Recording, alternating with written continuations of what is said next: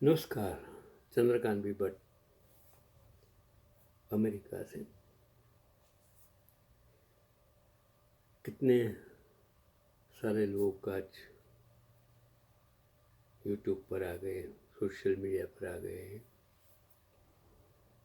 यही तो विज्ञान की, टेक्नोलॉजी की प्रगति है।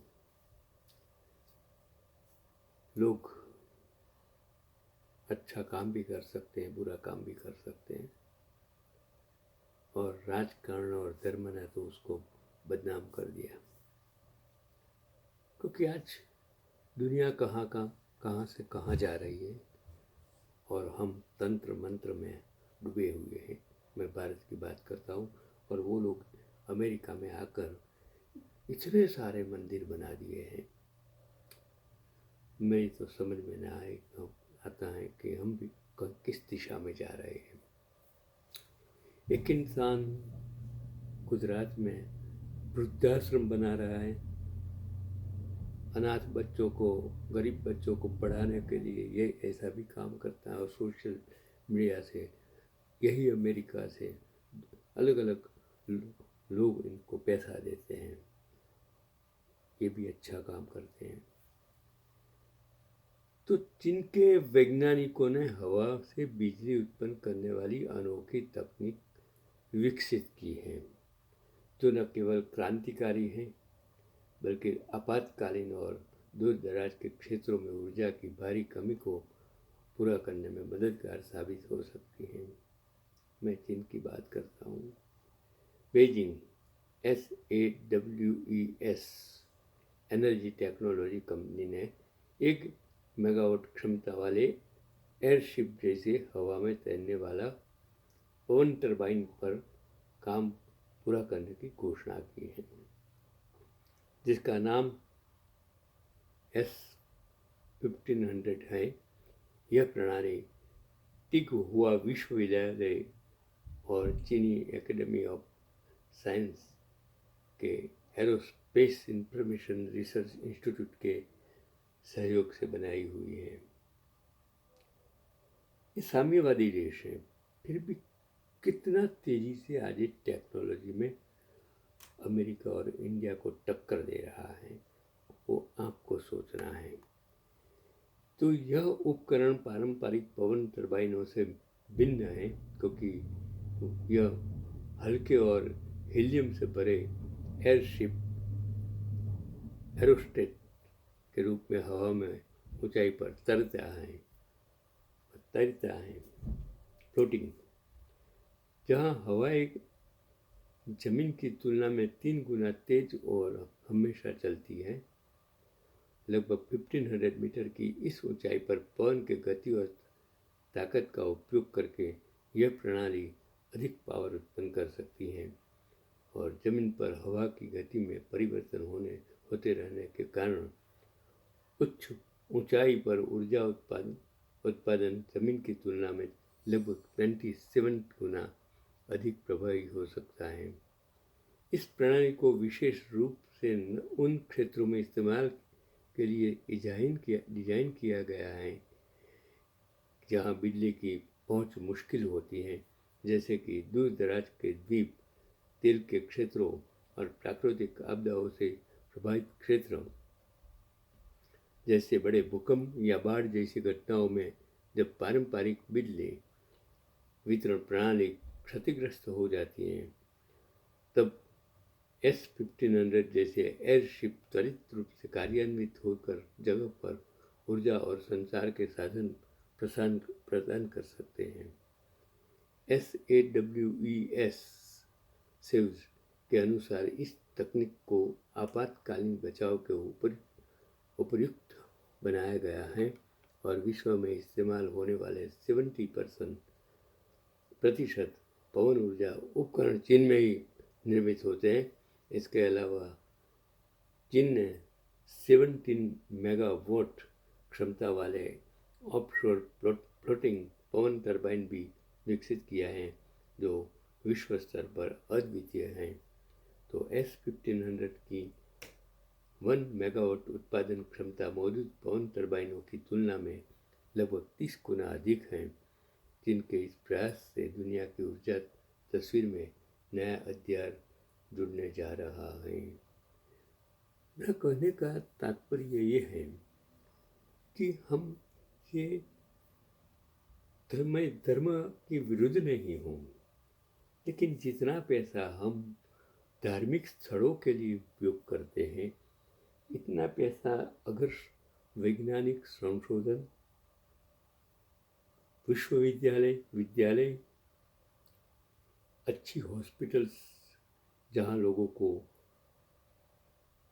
कम दाम में या तो मुफ्त सुविधा मिले, बच्चे शायद बिना पैसे भी पढ़ सकें। जो पहले गुजरात में सेल्फ फाइनेंस स्कूलें नहीं थी, all were grounded, now it is made to the self finance, जहाँ बच्चे लाखों रुपया भर के पढ़ने के बाद भी जॉब नहीं मिलता है। हमें उनके बारे में सोचना है। हम अगर धार्मिक स्थलों को बांधने में इतना पैसा खर्च कर देंगे तो देश का विकास, हमको एग्रीकल्चर क्षेत्र में सबसे ज़्यादा इन्वेस्टमेंट करने की ज़रूरत है। इन्वेस्टमेंट के साथ सुविधा देने की ज़रूरत है। महंगाई कम करने के लिए एग्रीकल्चर सेक्टर्स को किस तरह डेवलप किया जाए, एक कम दामों में जो अनाज पैदा हो सके, अनाज लोगों तक पहुंचाया जाए, इसके बारे में सोचने की जगह अच्छी सड़कें बनाने की है, ट्रांसपोर्टेशन सस्ता बनाने का है। ये सब सुविधाएं अगर हम करेंगे तो भारत और भी प्रगतिशील बन जाएगा। लेकिन आज जो सत्ता का खेल हो रहा है, सेवा के नाम जो सब कुछ हो रहा है, वो गलत है। चलो मैं एक और आज कहानी आपको सुनाना चाहता हूँ कि 1941 में श्यामलाल यज्ञसेनी द्वारा आज़ादी की लड़ाई लड़ने वाले क्रांतिकारियों को मुफ्त में गुलाब जामुन खिलाया जाता था।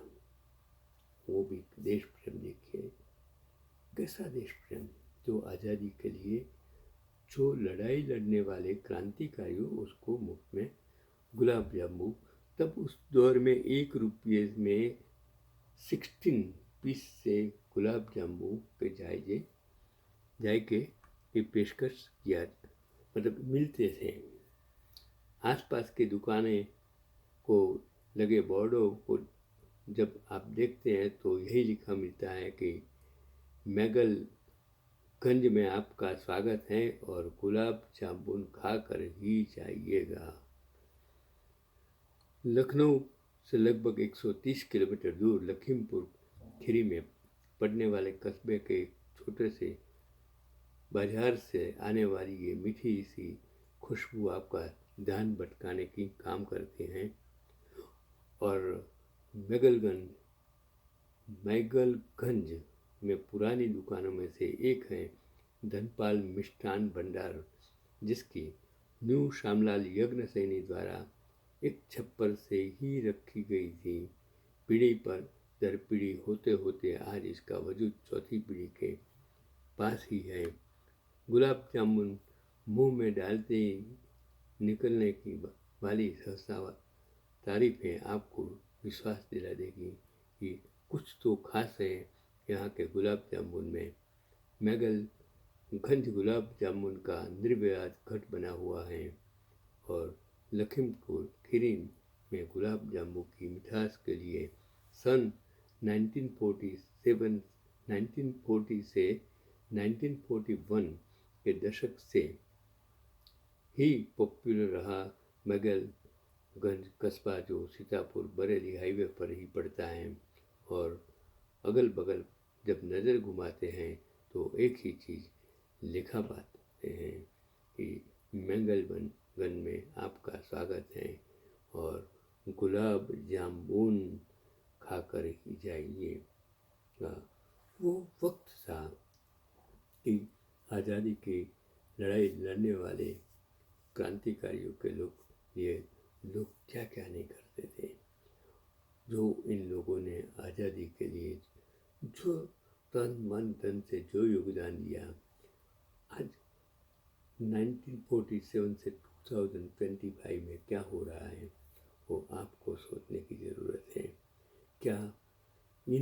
जो आज़ादी दिलाई, इन लोगों ने जो कुर्बानी दी, ऐसे लोगों के लिए हैं जो आज भ्रष्टाचार करते हैं, MP MLA बिकते हैं, खरीदते हैं, धनपतियों का पेट भरते हैं और गरीबों का लहू चूसते हैं। इस समाज को मेरे लिए कहने के लिए कोई शब्द नहीं। इस राजकारणियों, इस धार्मिक नेताओं के लिए मुझे कहने के लिए मेरे पास कोई शब्द नहीं है। चंद्रकांत भाई भट्ट आज का यही पैगाम, कुछ ऐसा कीजिए कि महंगाई कम हो, अच्छी सस्ती शिक्षा स्वास्थ्य व्यवस्था हो, एग्रीकल्चर किसानों सिपाहियों को कुछ मदद कर सके। ऐसी भावना के साथ आज का मेरा ये वीडियो आप सभी को समर्पित करता हूँ।